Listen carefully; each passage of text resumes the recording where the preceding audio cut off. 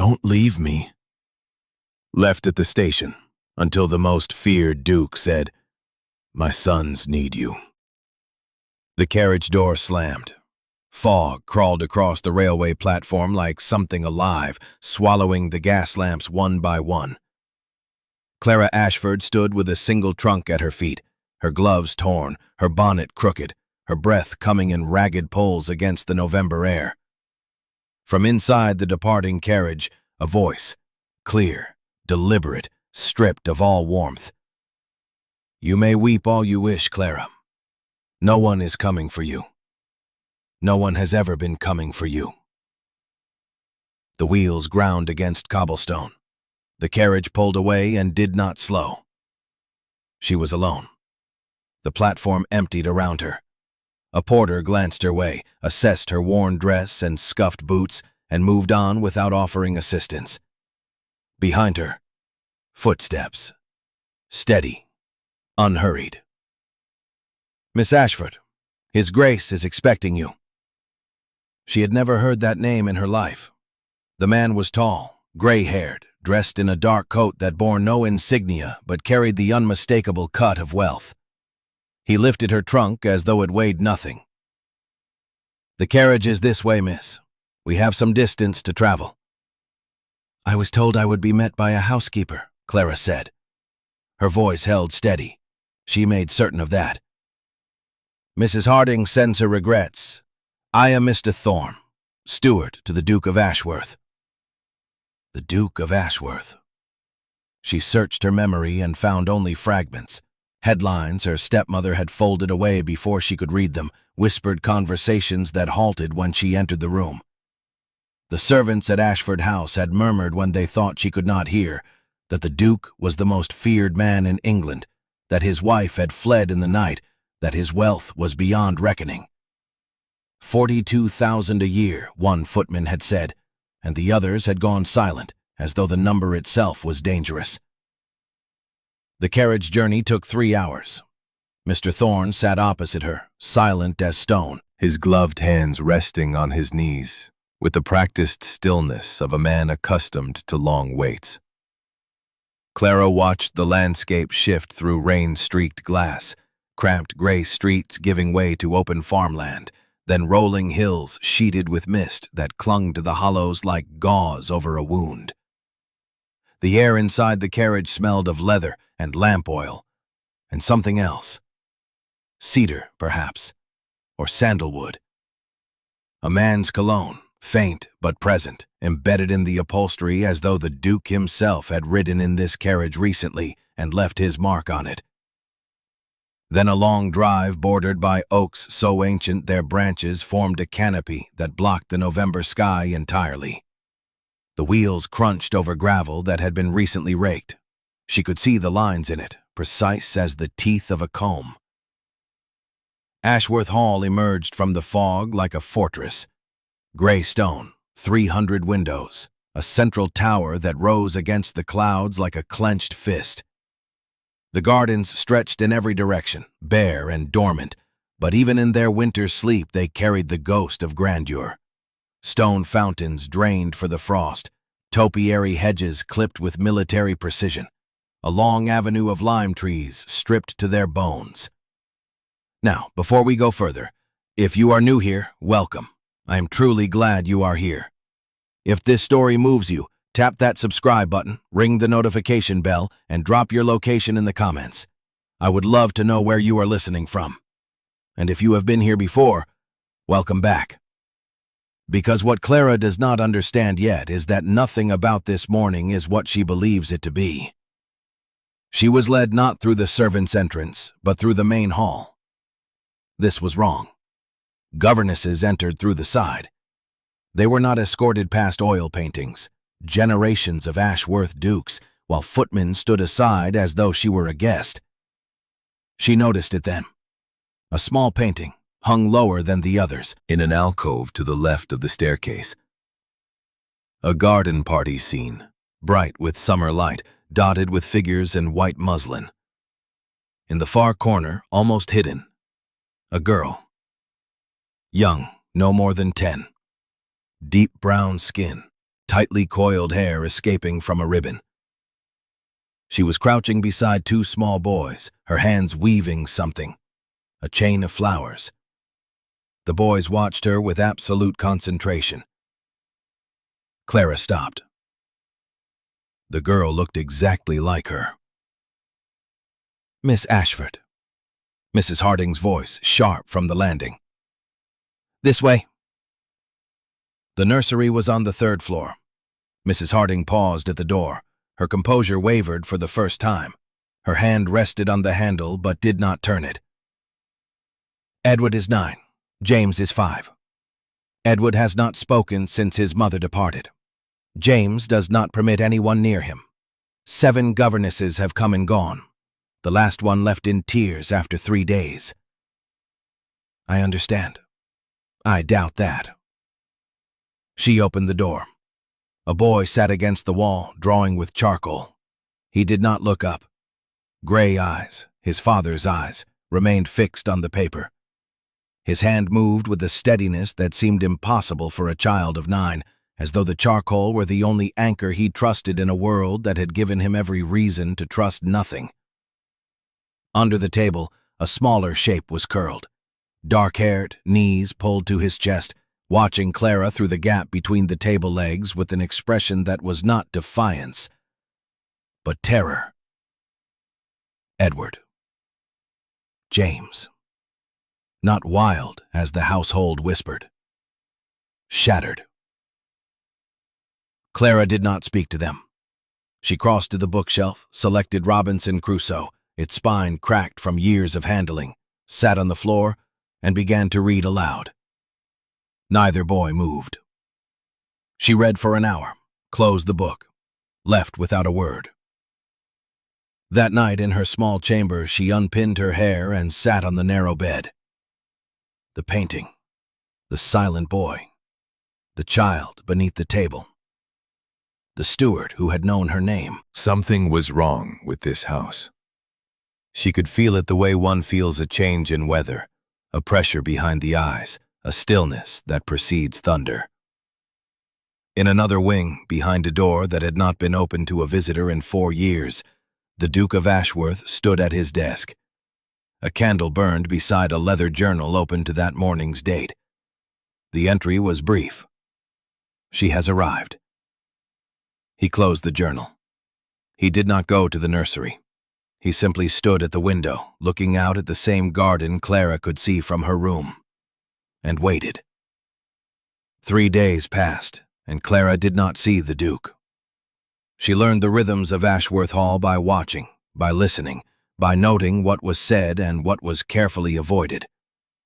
The household ran with mechanical precision, meals on the hour, fires lit before dawn, corridors swept before dust could settle. The scent of beeswax polish hung in every room, applied by maids who moved through the corridors like ghosts, pressing themselves against the walls when Clara passed, as though uncertain of her rank and therefore uncertain of the deference required. Beneath the order, something was hollow. Servants moved like people attending a funeral that had not been announced. Voices were kept low. Laughter was absent. Every door was closed before it could be left open, and the house itself seemed to be holding its breath, waiting for something Clara could not yet identify. Now, it is important to understand what a household like Ashworth Hall meant in 1851 England. A duke's estate was not merely a home, it was a kingdom. Ashworth employed over 60 servants, from the butler at the summit to the scullery maids who scrubbed pots before dawn and fell asleep standing. Each servant occupied a precise rung on a ladder that mirrored the social hierarchy above stairs. The butler outranked the housekeeper. The valet held status footmen could only envy, and a governess occupied the most impossible position of all. Too educated to eat with the servants, too poor to dine with the family. Suspended between worlds, belonging to neither. When Clara ate supper alone in the schoolroom each evening, she was living the paradox tens of thousands of women endured. Visible enough to be judged, invisible enough to be forgotten. She returned to the nursery every morning. She brought no lessons, no exercises. She brought Robinson Crusoe. She sat on the floor, always on the floor, never above them, and read aloud. Edward drew, his charcoal moving in steady, repetitive strokes. Clara did not glance at his work. She had noticed his body stiffen whenever someone looked at his drawings. They were not an invitation. They were a wall. James remained under the table. On the second morning, she paused to listen to rain against the windows. In the silence, quick, shallow breathing. James. She did not acknowledge it. She resumed reading. After a moment, the breathing slowed. On the third morning, Robinson Crusoe had been moved from the shelf to the windowsill, closer to where she sat. Edward did not return her gaze. His charcoal did not pause. But the book had not moved itself. In a house this large, with wounds this deep, small things were everything. That afternoon, she explored the east wing. A conversation she had overheard unsettled her. Passing the housekeeper's parlor, Mrs. Harding's voice carried through the half-open door. "She is not like the others." And Mr. Thorne, quieter. "That is precisely why she is here."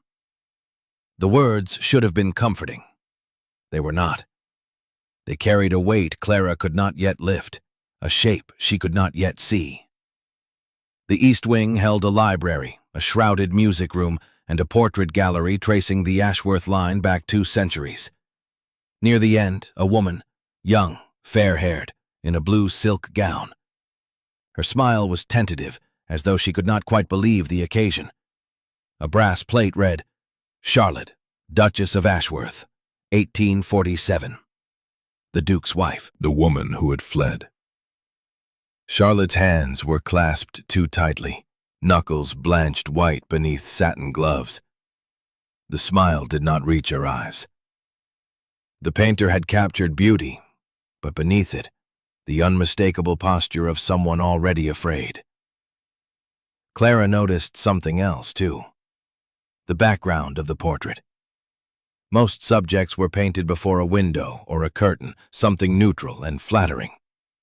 Charlotte had been painted before the doors of the ballroom, the same doors Clara could see at the end of the west corridor from where she stood. The Duchess had chosen, or been placed in, front of an exit, as though even in the permanent stillness of a portrait, she was already calculating her escape. The household's explanation was unanimous. Her husband. The Duke was cold, controlling.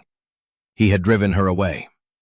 The whispers had followed him for 4 years, growing thicker with each retelling, until the truth, if truth existed at all, was buried beneath assumption and repetition. But Clara, who had spent her life reading silences, who had learned at 12 to distinguish her stepmother's tolerant smile from her dangerous one, Clara saw something different. Not a woman who feared her husband. A woman who feared someone else entirely. The set of Charlotte's jaw suggested not submission, but vigilance. Her eyes were not cast downward in deference.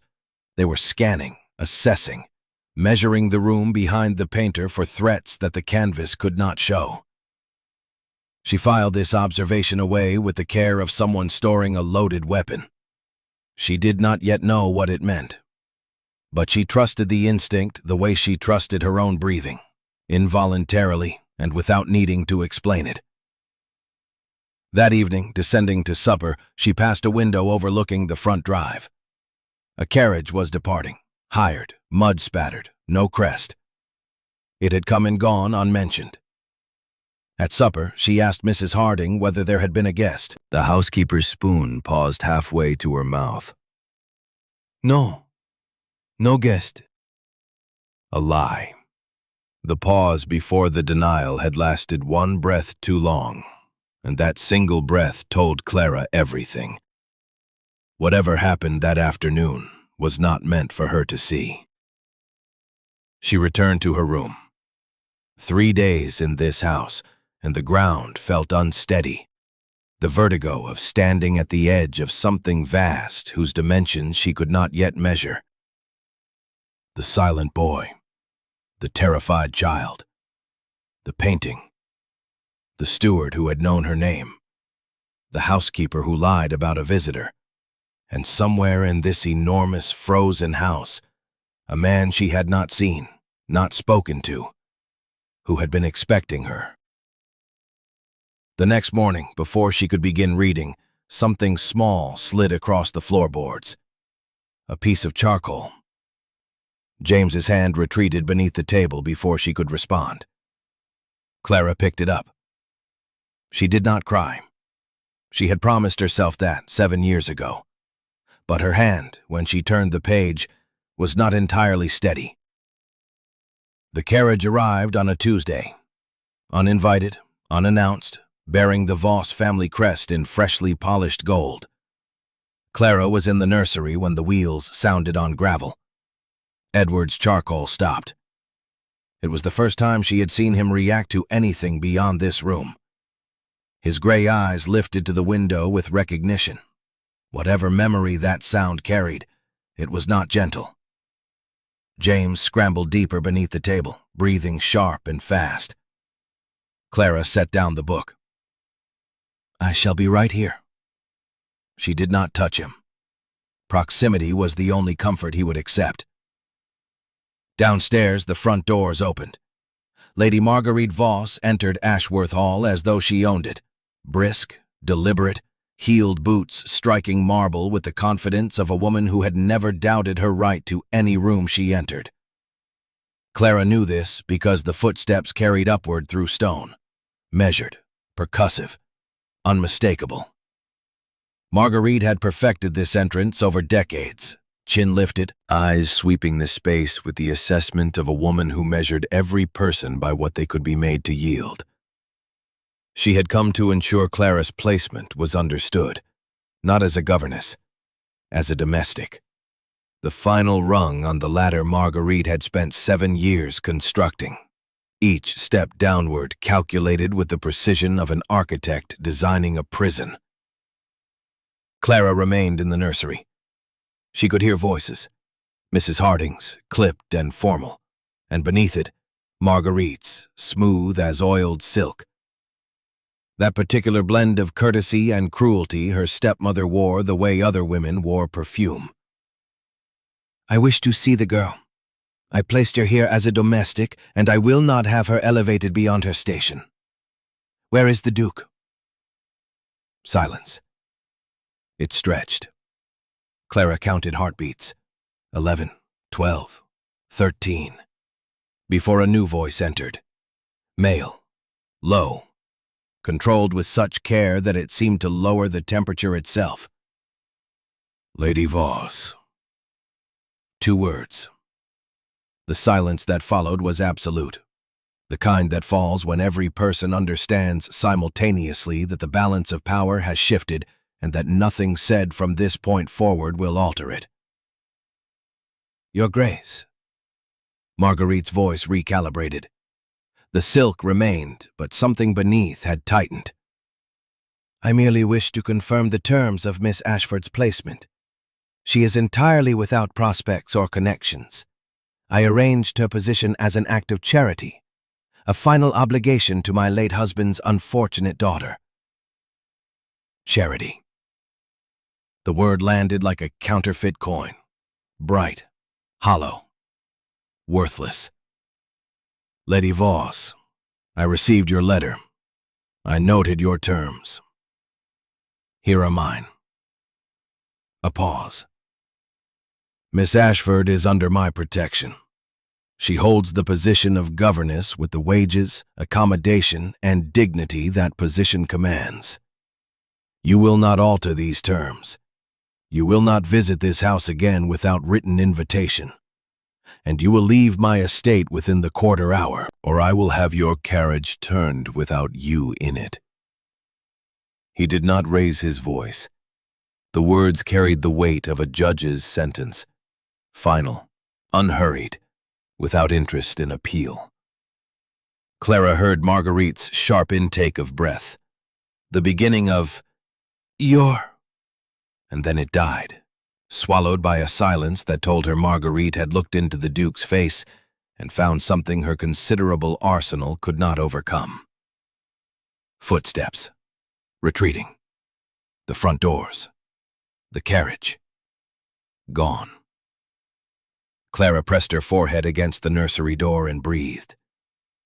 7 years under Marguerite's rule. She had watched her stepmother dismantle her father's affection, her standing, her education, her inheritance, her bedroom, her name. She had watched Marguerite smile at dinner parties while Clara served the food that should have been set before her. And never, not once, had she heard anyone speak to Marguerite Voss the way the Duke just had. Not with anger, not with contempt, with dismissal, as though she simply did not matter enough to warrant more than 60 seconds. Something unlocked in Clara's chest. Not hope. She had learned to distrust that currency. Something adjacent. Something that breathed. She returned to the boys. James had pressed himself into the farthest corner beneath the table, fists clenched against his ears. Edward had resumed drawing, but the charcoal moved faster now, pressed harder. A fury of motion that had nothing to do with art and everything to do with a child trying to contain something too large for his body. Clara sat down. She picked up Robinson Crusoe. She read until the charcoal slowed. She read until James's fists unclenched.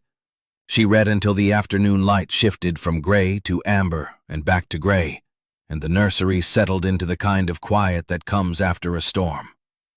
Not peaceful, but emptied, exhausted, ready to begin again.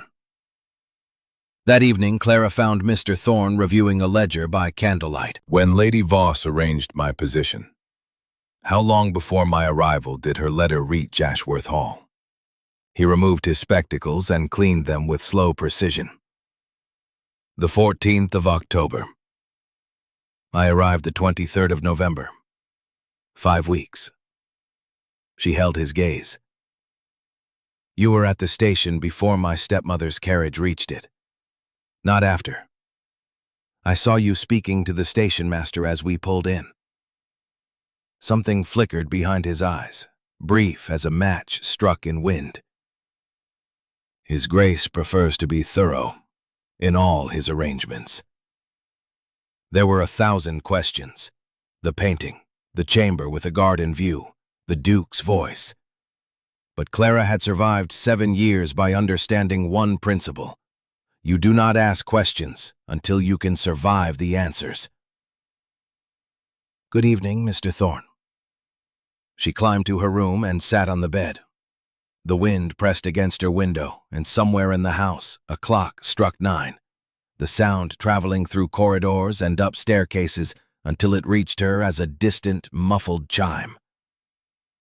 The steward had been positioned at the station before Marguerite's carriage arrived, the way one positions a piece on a chessboard before the opposing player realizes the game has begun. Not a response, a preparation. Not a rescue. An interception. The Duke had known she was coming. He had known when, where, and how. The question was not how. It was why. And in his study, the Duke wrote a single line. She is asking the right questions. A week after Marguerite's visit, Clara found the first crack in the household's careful silence. She had taken to walking the grounds each afternoon while the boys rested. The gardens were vast and neglected, hedges overgrown, paths softened by moss, the ornamental lake thick with fallen leaves that had turned the water dark as tea. A stone folly on the far side of the lake had lost half its roof. A ha-ha wall along the western boundary was crumbling into the meadow beyond. Everywhere, the evidence of a household that had turned inward, that had ceased to care about the face it presented to the world. But the rose garden to the south was immaculate. The bushes had been pruned with surgical precision. Fresh mulch darkened the soil around each root. Someone tended it with devotion. In a house where every other luxury had been abandoned, someone kept this one thing alive. She was returning through the servants' corridor when voices reached her from the butler's pantry. Mr. Thorne and a stranger, a Londoner's accent, clipped and efficient. The Voss accounts are confirmed. Every mortgage, every debt of honor, every outstanding loan against the Ashford estate. His Grace now holds them all. Lady Voss does not know. Clara's hand found the wall. Her pulse climbed. And the other matter? The solicitor at Lincoln's Inn confirms. Sir Henry Ashford's original will was filed in duplicate. The copy Lady Voss presented after his death does not match the original. 3 clauses altered. The most significant, a trust of £12,000 for the sole benefit of his daughter Clara to be administered independently of any subsequent marriage. £12,000. Clara's knees buckled. She pressed harder against the stone. In 1851 England, £12,000 was a fortune that could sustain a gentlewoman for life. It meant independence, a house, an income, the freedom to refuse any marriage she did not choose. It meant everything Marguerite had told her she did not have. For 7 years, Clara had been told she was penniless, that her father left nothing, that Marguerite's charity was all that stood between her and the workhouse. That lie had been the chain around her throat. The chain had just shattered, and Clara had not been the one to break it. "His Grace intends to proceed?" the stranger asked. "His Grace has been proceeding for 4 years. Miss Ashford's arrival is not the beginning. It is approaching the end." The voices faded. A door closed. Clara stood alone in the corridor with her back against cold stone and her heart hammering so hard she could feel it in her teeth. 4 years. The Duke had been working against Marguerite before Clara arrived, acquiring debts, uncovering the forged will, positioning agents. All without meeting Clara, without revealing himself, without anyone suspecting that the reclusive Duke of Ashworth was engaged in a campaign of systematic, patient destruction. The scale of it made her dizzy. She had thought, when she thought about it at all, in the scattered, survival-focused way of a woman who had spent 7 years simply enduring, that her stepmother was powerful. That Marguerite's control over her life, her finances, her standing, was total and unassailable. But the conversation she had just overheard revealed a different geometry entirely. Marguerite had built her empire out of theft and forgery and the exploitation of people too broken or too powerless to fight back. The Duke had built his counter-empire out of paper and patience and the quiet, meticulous accumulation of every weapon Marguerite did not know existed. She was a woman who had never lost. He was a man who had simply not yet decided to win. Why? She climbed to her chamber and stood at the window. The rose garden lay below, newly pruned, soil dark around each bush as though prepared for a bloom that had not yet come. The shape of the truth was beginning to emerge.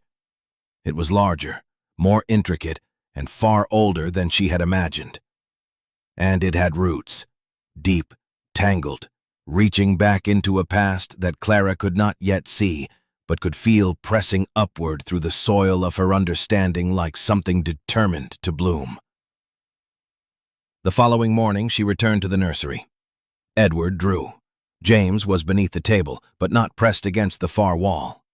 He had edged forward, angled toward Clara's usual spot, as though waiting for her.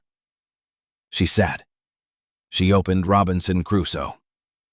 She began to read. Halfway through the chapter, she felt it. The lightest pressure against her knee. She did not look down. She did not move. She barely breathed.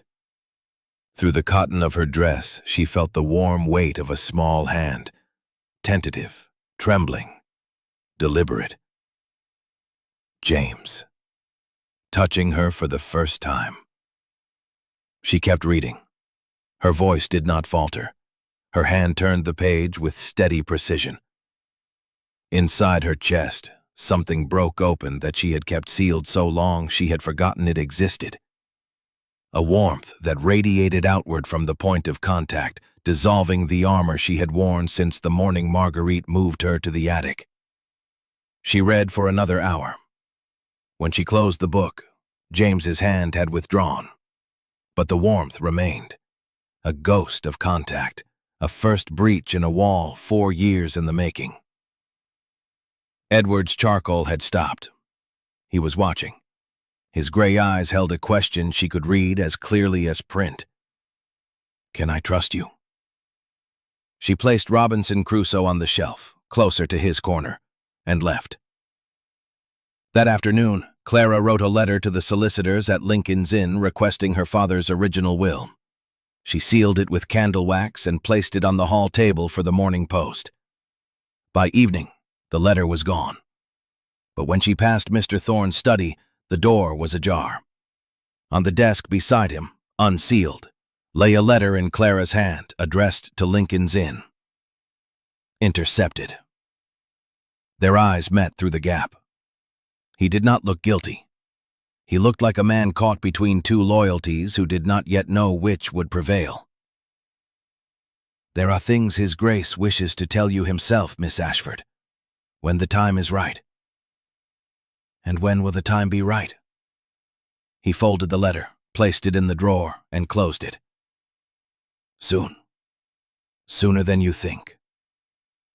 I need to pause here. When I first wrote what comes next, I had to step away. Some truths carry a weight that catches you off guard. What Clara discovers changes everything. Stay with me. 2 weeks into her time at Ashworth Hall, Clara made a decision that would unravel 4 years of carefully maintained secrecy. She entered the estate archive. The archive occupied a long, narrow room in the west wing. Leather, lamp oil, and the particular mustiness of paper left undisturbed for decades. Floor-to-ceiling shelves held estate ledgers, correspondence files, legal documents bound in ribbon. A solicitor could spend years in this room and not reach the bottom of it. No one had forbidden her from entering. No one had mentioned the archive at all, which was how Ashworth Hall communicated its restrictions. Things you were not meant to see were never discussed, and silence was expected to function as a locked door. It did not. She began with the correspondence from 1847, the year Charlotte fled. The files were arranged by month in cardboard portfolios, each one tied with a faded blue ribbon. January through September was unremarkable. Household accounts, tenant disputes, parish donations, a letter from a wine merchant in Bordeaux. October was missing. The file existed, the portfolio was there, the ribbon was tied. But when Clara opened it, she found nothing. Someone had removed every letter, every document, every scrap from the month Charlotte disappeared. The empty portfolio felt heavier than the full ones. Absence has its own weight. November held a single item, a letter, folded once, addressed to no one. Charlotte's handwriting. Clara recognized it from the household ledger where the Duchess had signed off on kitchen accounts until the month she vanished. Small, hurried, the ink smeared as though the writer's hand had been unsteady. A water stain blurred the corner. Rain, perhaps. Or tears. It read, "He means to have me committed. M has shown me the documents, signed, witnessed, ready for the magistrate. I cannot stay. If I stay, I will be locked away and the boys will be given to her. She wants the house. She wants him. She wants everything. I must go tonight. God forgive me for leaving them." Clara's breath stopped. Her fingers tightened on the yellowed paper until it creased. Had shown Charlotte forged commitment papers. Had driven the Duchess to flee, to abandon her sons, her home, her entire life, based on documents herself had provided. Marguerite. The dates aligned like the tumblers of a lock falling into place. Marguerite and Charlotte had been intimate friends. Clara remembered fragments from before her father's death, remembered Marguerite visiting the Ashworth estate, remembered laughter between the two women that had seemed, even to a child, slightly too bright to be genuine. She remembered, too, the year after Charlotte vanished, the way Marguerite's visits to Ashford House had increased, the way she had begun wearing her finest gowns to occasions that did not require them, the way she had positioned herself at every gathering where the Duke might appear. And she remembered the evening Marguerite had returned from a ball in a silent fury, her emerald earrings swinging as she swept through the house and slammed her bedchamber door so hard the paintings in the hallway rattled on their hooks. The Duke had rejected her. Clara had not understood it then. She understood it now with a clarity that felt like ice in her veins. Marguerite had befriended the Duchess, had obtained forged documents claiming the Duke intended to commit his wife to an asylum, had terrorized Charlotte into fleeing, abandoning her sons, her home, her entire life. And when the prize she had destroyed a family to claim refused her, Marguerite had turned her appetite for destruction toward the nearest target. She married Clara's father, and she began, with the same methodology she had applied to Charlotte, the systematic erasure of his daughter. Clara replaced the letter with trembling hands. The paper felt thin between her fingers, fragile, yellowed, impossibly light for something that carried the weight of so many destroyed lives. She stood in the archive, surrounded by the accumulated paper of 2 centuries, and understood for the first time the true shape of what she had walked into. This was not a house. This was a trap. And the woman who built it, who destroyed a marriage, orphaned 2 children, stolen an inheritance, and disposed of a stepdaughter at a railway station, was the same woman. The same hands. The same patient, calculating cruelty applied across years and families like a poison that seeped into everything it touched. The Duke knew, had known for years. That was why he bought Marguerite's debts, why he uncovered the forged will, why Mr. Thorne waited at the station. He was not rescuing Clara from charity. He was assembling evidence, constructing a case so thorough that when he moved, nothing would remain of Marguerite Voss. Not her reputation, not her fortune, not even the memory of respectability. Clara climbed to the nursery. She sat on the floor. She opened Robinson Crusoe with hands that moved and turned pages automatically, but the mind behind them had shifted to somewhere cold and newly precise. She read to the boys. Edward drew. James edged closer, his small body angled toward her warmth like a plant seeking light through a narrow window. That night she lay in the dark and let the pieces rearrange themselves. The ceiling above her was invisible, the candle extinguished, the room reduced to the sound of her own breathing, and the distant creak of the house settling around her like a living thing adjusting its weight. Her stepmother had not only destroyed Clara's life, she had destroyed the Duke's family first, driven his wife away, shattered his sons, left him alone with 2 broken children and a reputation for cruelty that was never his. And he had not sought revenge recklessly. He had waited, gathered, built. The patience was terrifying.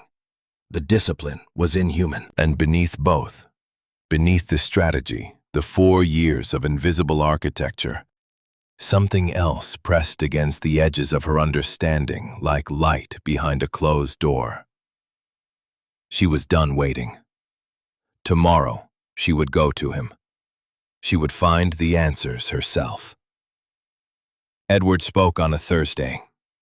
Clara had not planned it. She had not maneuvered toward it. She had simply run out of Robinson Crusoe. They finished the book the previous afternoon, and so she sat in the nursery in silence for the first time. James was beside her now, not under the table. He had migrated over 2 weeks from beneath the furniture to a position at Clara's side, not touching, but close enough that she could feel his warmth against her arm. He had stopped screaming at night. Mrs. Harding reported this with something approaching wonder. 4 years of terrors, and in 2 weeks of Clara's reading, the child slept through until morning. Edward drew. The charcoal moved with its usual rhythm. Clara sat with her hands folded and let the quiet settle around them like snowfall. Soft, accumulating, transforming the room into something it had not been before. Then, so softly she almost missed it, a voice. She used to read to us. Clara did not move, did not turn her head, did not breathe. Edward's charcoal continued. His eyes remained on the paper. But his voice, thin, rusty with 4 years of disuse, emerging like water through a crack in stone, continued. Mother. She read Robinson Crusoe, that same copy. The book with the cracked spine, the one Edward had moved to the windowsill on Clara's second day. His mother's book. Clara's throat closed. She forced the muscles to obey. She chose well. It is a fine book. She chose everything well. Edward turned and looked directly at Clara, and in his gray eyes she saw not the blankness the household described, not the emptiness governesses had fled from, but a grief so vast and so carefully contained that it stole her breath entirely. She would not have left us. Someone made her go. 9 years old, he knew. He had known all along, had held this knowledge inside his silence like a coal that would not die, burning too hot to speak and too essential to release. Clara held his gaze. She did not flinch or redirect or offer hollow comfort. Yes, I believe someone did. Edward studied her. Whatever he searched for, honesty perhaps, or the particular courage that does not pretend, he found it. He returned to his drawing, but the silence between them had changed. It was no longer the silence of strangers occupying the same room. It was the silence of people who share dangerous knowledge and have agreed, without discussion, to carry it together. Now, in 1851 England, a child's grief was not discussed. It was managed, with discipline, distraction, and the firm expectation that well-bred children did not indulge in prolonged displays of feeling. A boy silent for 4 years would have been examined by physicians, subjected to cold baths and strict regimens, possibly sent to an institution where silence was treated as defiance and grief as moral failing. That Edward remained at Ashworth Hall, that his father had refused every recommendation, every relative's suggestion, every intervention, spoke to something society had entirely misread. The Duke was not cold. He was not neglectful. He was waiting.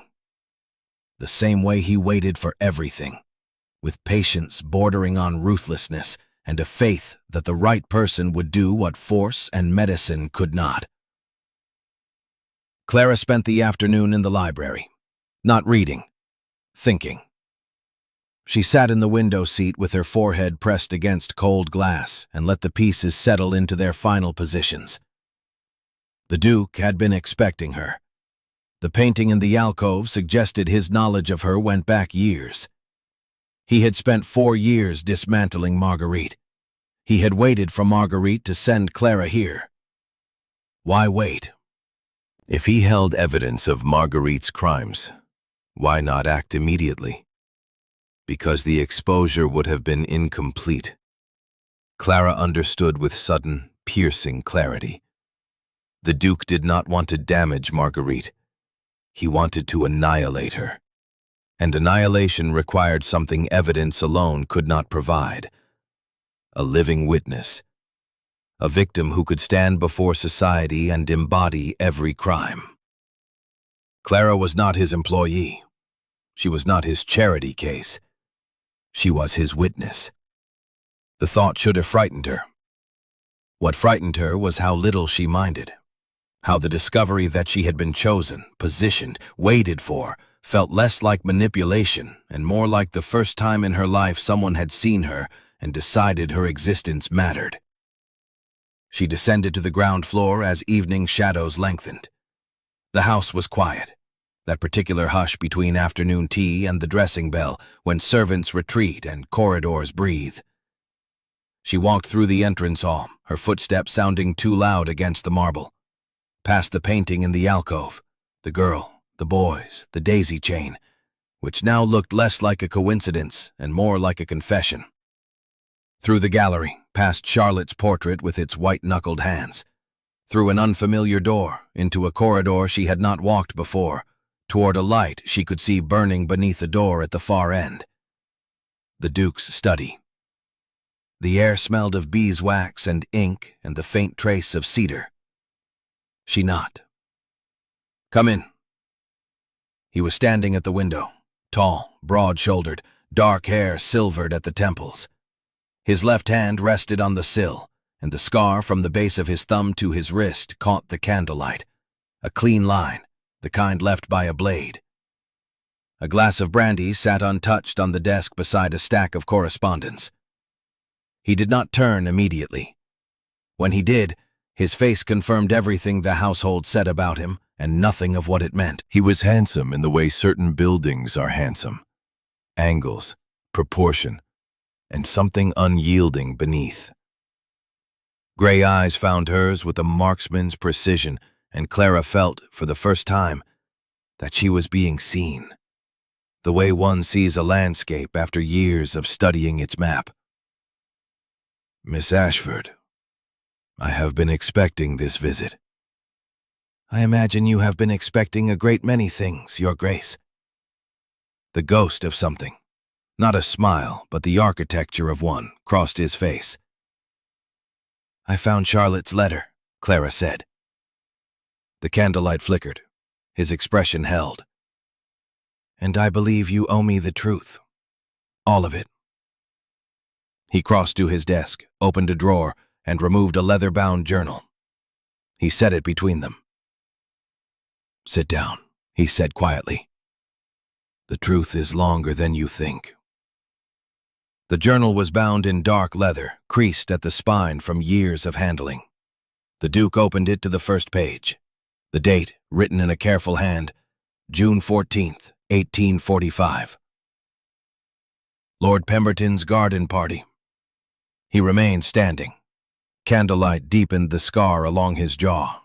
A second mark, older and thinner than the one on his hand. "I attended with my sons. They were 4 and 1. Society had already decided I was unfit to raise them alone.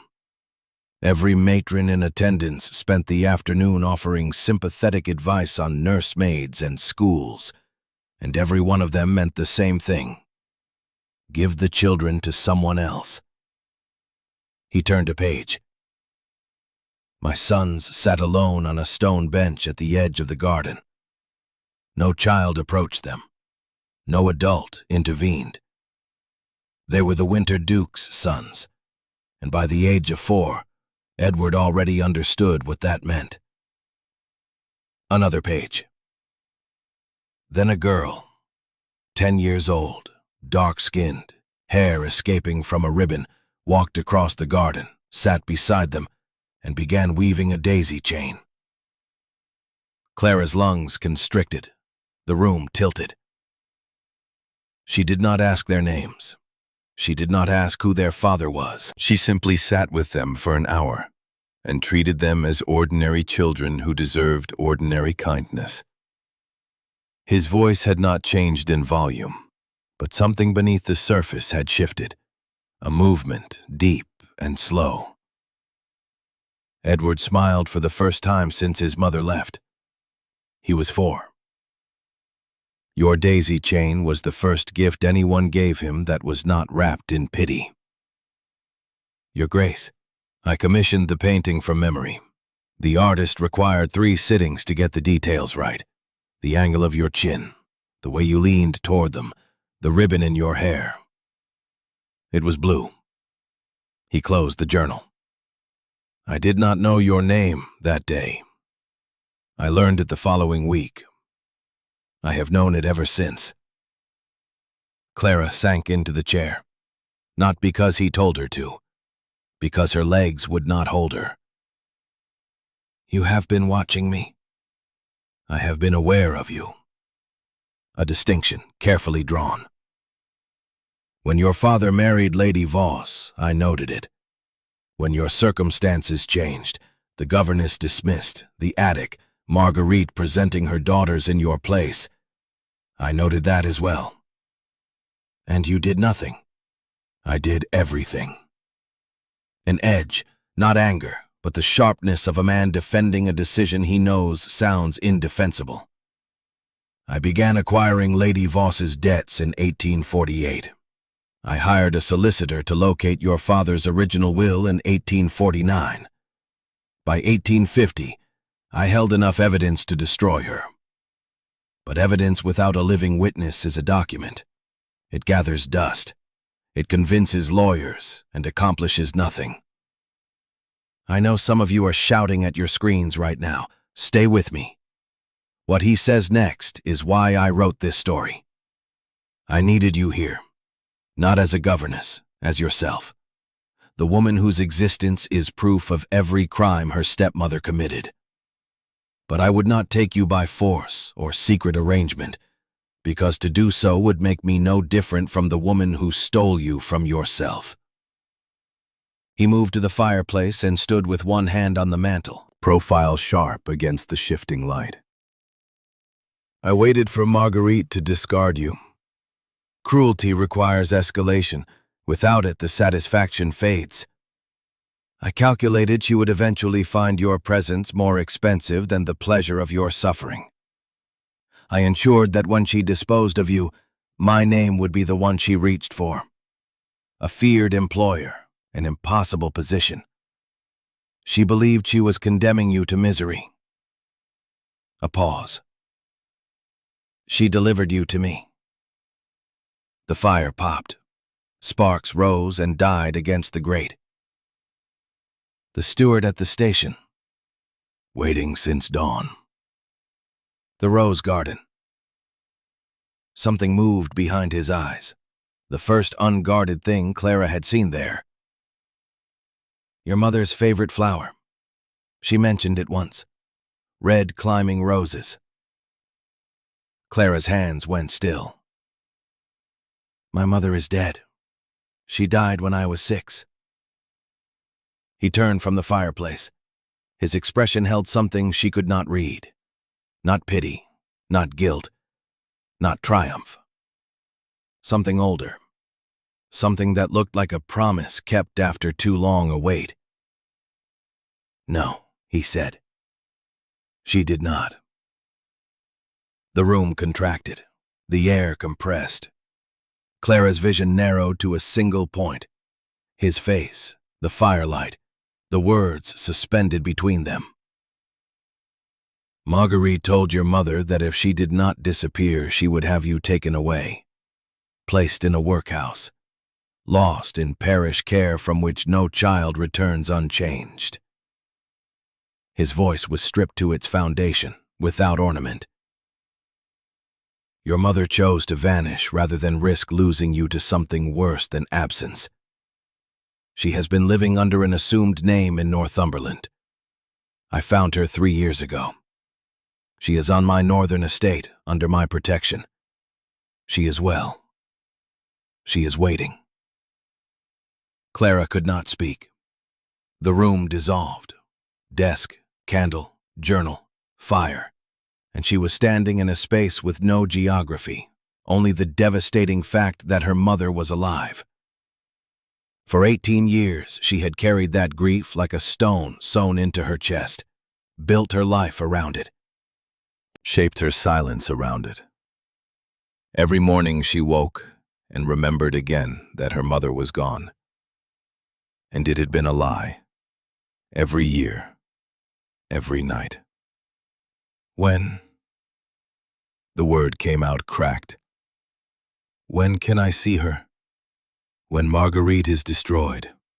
Your mother's safety depends on secrecy. The ball is in 6 weeks. Marguerite cannot refuse an invitation from the Duke of Ashworth. It would signal weakness. He opened a drawer. Dozens of folders, mortgage deeds, forged signatures, witness statements, Charlotte's letter. A paper trail spanning 4 years. In 6 weeks, I take everything. And when the last document is read, the doors of that ballroom will open, and your mother will walk through them. Why? Clara whispered. 4 years. All of this. Why? The mask cracked. A fracture, a single line across a surface held for years. His jaw tightened, knuckles whitened against the desk. Because your mother sat with my sons when no one else would. And you sat with them again, 11 years later, without knowing they were the same boys. I made a promise that the woman who tried to destroy both our families would answer for it. Not in private, in front of everyone. Can I wait 6 weeks? Can you? I have waited 18 years, Your Grace. 6 weeks is nothing. The weeks that followed moved with a strange double rhythm, the slow, measured passage of nursery days, and beneath it, the accelerating pulse of preparation Clara could feel through the walls like a second heartbeat. The Duke had given her access to the archive, all of it. She read the evidence files at night, by candlelight, in her narrow chamber on the 3rd floor, and with each page, the architecture of what he had built became clearer. This was not revenge, hot, impulsive, born from anger. This was a structure, a cathedral of consequence, built brick by brick over 4 years with a precision that left no gap, no weakness, no escape.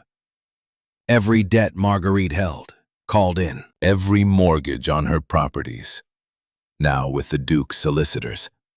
Every social favor she depended on, quietly redirected. The forged will verified by 3 independent handwriting experts. Charlotte's letter authenticated. Witness statements from former Ashford servants. People who had watched Clara's demotion and said nothing, but who were willing now to speak. And there was more. Marguerite had not limited her destruction to the Ashworth and Ashford families. The Duke's investigators had uncovered a pattern spanning 15 years.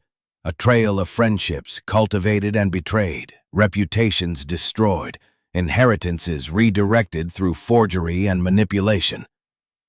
3 other families, 3 other women who had trusted Marguerite Voss and been consumed by her methods. The evidence filled an entire shelf in the archive, each folder labeled in the Duke's careful hand, each document cross-referenced with dates, witnesses, and consequences. Clara closed the last file 3 weeks before the ball and sat in the silence of her room with the weight pressing against her ribs. When the Duke presented this, publicly before the assembled gentry, Marguerite would not merely be embarrassed. She would be erased, socially, financially, legally annihilated. Now, it is important to understand what social destruction meant for a woman in 1851 England. For men, scandal was survivable. A few years abroad, a change of name, a convenient marriage to restore respectability. For women, it was terminal.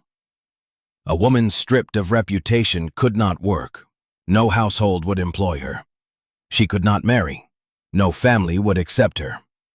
She could not appear in public without becoming the subject of whispered contempt and averted eyes. Social death was not a metaphor. It was a sentence, and it was permanent, and it was devastating in a way that modern minds struggle to comprehend. Marguerite had wielded this weapon against others for 15 years. It was about to be turned against her. In the nursery, James had begun to speak. Not sentences, fragments, single words placed carefully at Clara's feet like gifts, tested for whether they would be accepted. Book. Again. Cold. Each word emerged with the caution of a creature venturing from its burrow after a long winter, tentative, blinking, ready to retreat at the first sign of danger. Clara received each one with the same stillness she had used from the first day, No exclamation, no praise, no sudden movement that might startle the miracle back into silence. She simply nodded, or repeated the word, or answered the question it implied. And once, with his small hand pressed against Clara's arm, his dark eyes searching her face for reassurance, James said the word that undid her. "Stay." She did not cry, but her vision blurred, and she had to look away toward the window until the nursery steadied around her. Edward spoke more freely now, not often, not to anyone but Clara, but with an honesty that shattered her daily. He told her about the night his mother left, the carriage wheels on gravel, the house going silent, his father coming to the nursery at dawn and sitting against the wall without moving for 6 hours. He told her his father had held James all night while the boy screamed, and that the next morning the Duke's hair had turned silver at the temples. It had not been silver the day before. "He does not speak of her," Edward said, charcoal moving in slow circles on the paper. "But he tends her garden, every morning, before anyone is awake. He prunes the roses himself." The rose garden. Clara's breath caught. The Duke tended his vanished wife's garden with his own hands, every morning, in the dark before dawn. Not from grief, because he was keeping a promise, maintaining what she loved until the day he could bring her home. Clara descended to the study that evening. The Duke was writing, letters, invitations, final arrangements for the ball. Candles burned at both ends of the desk. The scratch of his pen against paper was the only sound. "Edward told me about the garden," she said from the doorway. "That you tend it yourself." The pen stopped. He did not turn. His shoulders held a tension she recognized, the rigidity of discipline holding a man together. "Charlotte planted those roses the month after we married.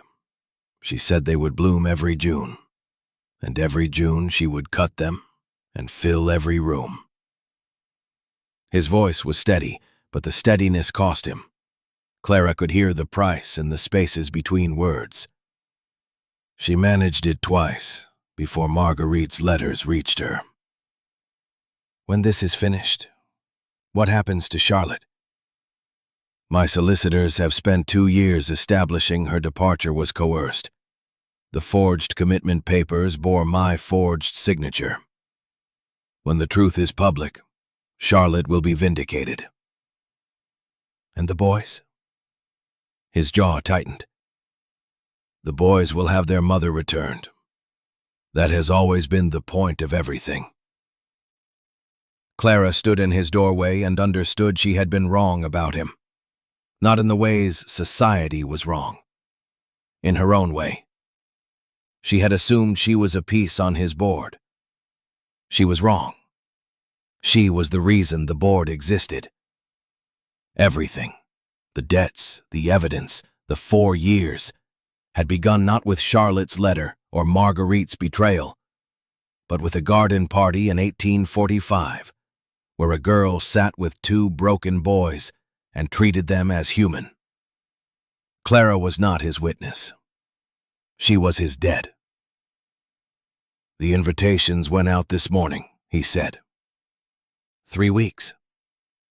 She returned to her room.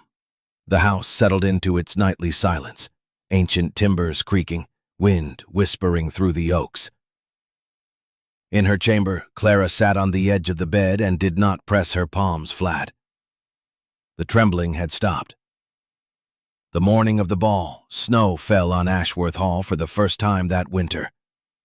Clara stood at her chamber window and watched it descend, silent, relentless, covering the grounds in a white so complete it looked like a new page.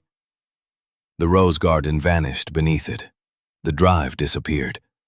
The ancient oaks wore it on their branches like ermine, and for a moment, the entire estate looked like something from one of the oil paintings lining the gallery below, still, pristine, holding its breath. Downstairs, the house was transformed.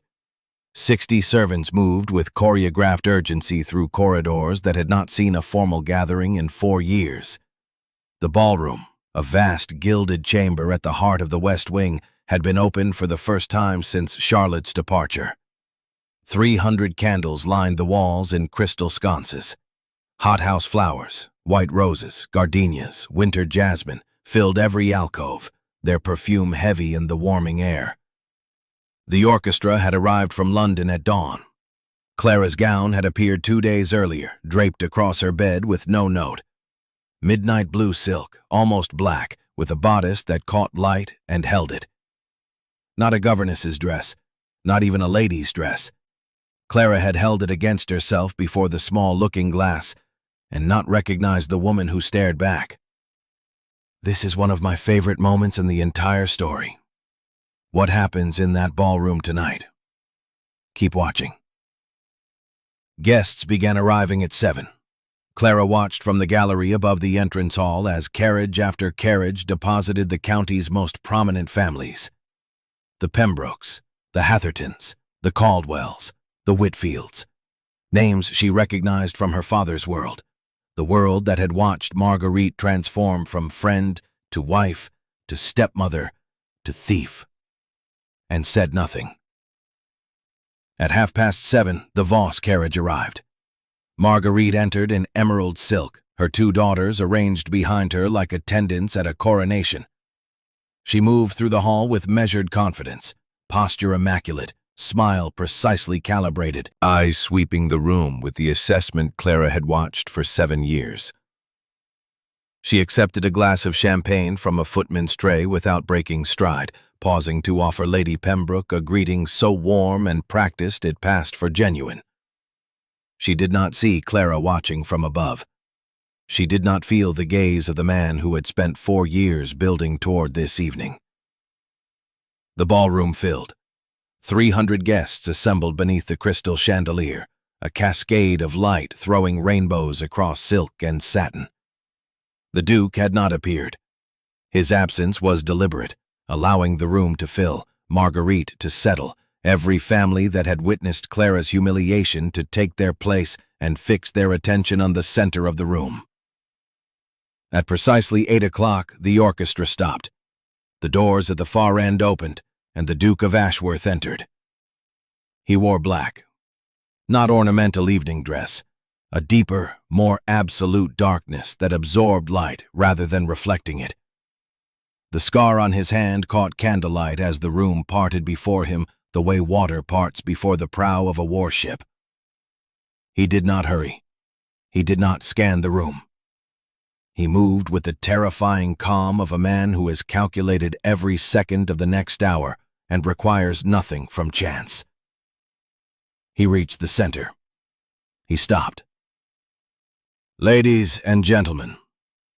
His voice carried without effort, low, clear, possessed of a quality that made 300 people fall silent simultaneously. "Thank you for accepting my invitation. I have asked you here because a matter of justice requires witnesses, and justice, true justice, demands an audience." A murmur rippled through the crowd. Marguerite's hand tightened on her fan. Her weight transferred to her back foot. The instinct of retreat. Too late. 4 years ago, my wife fled this house in terror. Society concluded I drove her away. I allowed that conclusion because the truth could not be spoken without endangering those I sought to protect. He raised his hand. Mr. Thorne stepped forward with a leather portfolio. My wife was shown forged commitment papers bearing my forged signature by a woman she trusted. Charlotte fled to protect our sons from what she believed was my cruelty. The woman who forged those documents is in this room tonight. Absolute silence. Clara could hear her own blood. He removed the first document. The commitment papers, forged, verified by 3 independent experts. A second. Charlotte's letter, written the night she fled, naming her informant. The initial M. A third. The original last will of Sir Henry Ashford, filed in duplicate. the second copy altered after his death by the same hand. A trust of £12,000 for his daughter Clara. Stolen. His gaze found Marguerite. Every eye in the room followed. She stood in a circle of empty space. The nearest guests had stepped back with the instinct of a crowd recognizing danger before the mind can name it. Her face was white, not pale, the color of ash, of paper, of something drained of the blood that gives it life. Lady Voss. No anger, no triumph, the voice of a man reading a verdict. You destroyed my marriage. You orphaned my sons. You stole a child's inheritance. You drove a woman from her family by threatening to destroy her daughter's life. And you did it because I refused you. The room erupted, not in sound, in movement, a collective recoil. Marguerite's daughters stepped away. Friends turned their faces. The circle widened until she stood alone in the center of the Duke of Ashworth's ballroom, surrounded by the very society she had spent 15 years manipulating. You have no proof, Marguerite said. Her voice was thin. The silk of it had torn. Any solicitor. The magistrate is present, as are the solicitors, 14 former servants, and the 3 families whose reputations you destroyed through identical methods across 15 years. He closed the portfolio. Your debts are called in as of this morning. Every mortgage, every loan. Your daughter's marriage settlements will be reviewed. Your standing in this county is finished. Marguerite's mouth opened. No sound emerged. The Duke turned to the doors at the far end of the ballroom. There is one more matter. He nodded. The doors opened. The woman who walked through the doors was small, slight, and silver-haired. She wore a gray dress, plain, clean, unadorned, and she moved slowly, as though the distance between the threshold and the center of the ballroom was a journey she had been making for 18 years and could not quite believe she had reached the end of. Clara's vision blurred. She gripped the gallery railing with both hands. The woman's face, older, thinner, marked by years of grief and hiding, was the face Clara saw every time she closed her eyes and reached for the memory she had been told was all she would ever have. The face from before. The face from the time when she was loved without condition or limit. Her mother. She did not remember descending the gallery stairs. She did not remember crossing the ballroom. She remembered only the moment her mother's arms closed around her, thin, trembling, fierce, and the sound that broke from her own chest. Not a cry, not a word, but something deeper, something locked beneath her ribs since the age of 6 that had finally found air. 300 guests stood motionless, watching a mother and daughter hold each other in the candlelight, and not one of them spoke. The only sound was Clara's breathing, ragged, gulping, the breathing of a person surfacing after years underwater. Marguerite turned toward the doors. Mr. Thorne stepped into her path. Behind him, 2 men in dark coats waited with the particular patience of professionals accustomed to other people's distress. The magistrate's officers. Lady Voss, you are to accompany these officers for questioning regarding charges of fraud, forgery, and misappropriation of a minor's estate.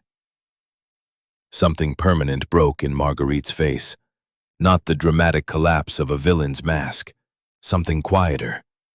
The recognition that the structure she had spent 2 decades building had been dismantled by a man who was simply more patient, more precise, and more thorough than she could have imagined. She was escorted from the ballroom without another word. The emerald silk disappeared through the doors. They closed. The silence held for 3 more heartbeats before the room exhaled.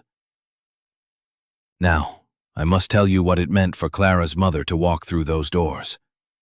In 1851 England, a woman who vanished was presumed dead. To reappear, alive, protected by the most powerful duke in England, was a resurrection.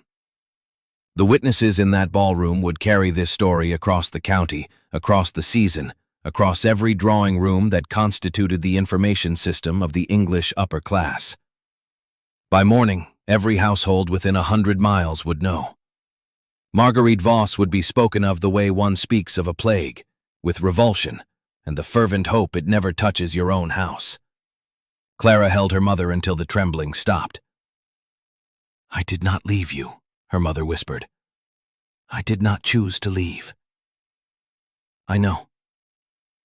The Duke had not moved, hands behind his back, watching the room rearrange itself. He accepted no congratulations. The design spoke for itself. When Clara approached, her mother's hand in hers, something in his composure altered. A softening. The easing of a structure when the weight it has been bearing is finally set down. "Your Grace, I do not know how to—" "Do not. What was taken has been returned. There is no debt. There is a garden." Tended every morning before dawn. His jaw tightened. "Charlotte is in Northumberland. She will come home when she is ready." "And the boys?" For the first time, his composure bent. When he raised his head, his gray eyes held relief.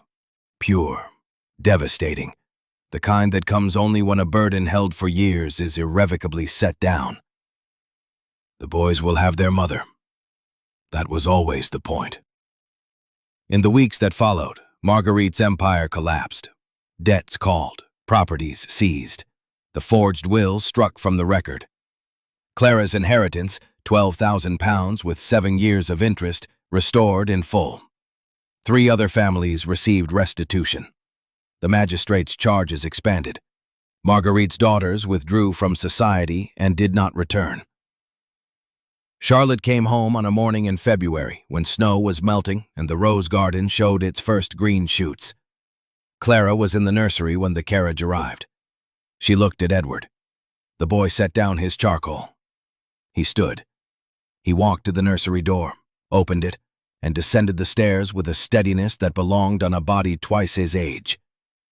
James followed, walking, not hiding, not trembling, holding Clara's hand with a grip that said he had no intention of ever letting go.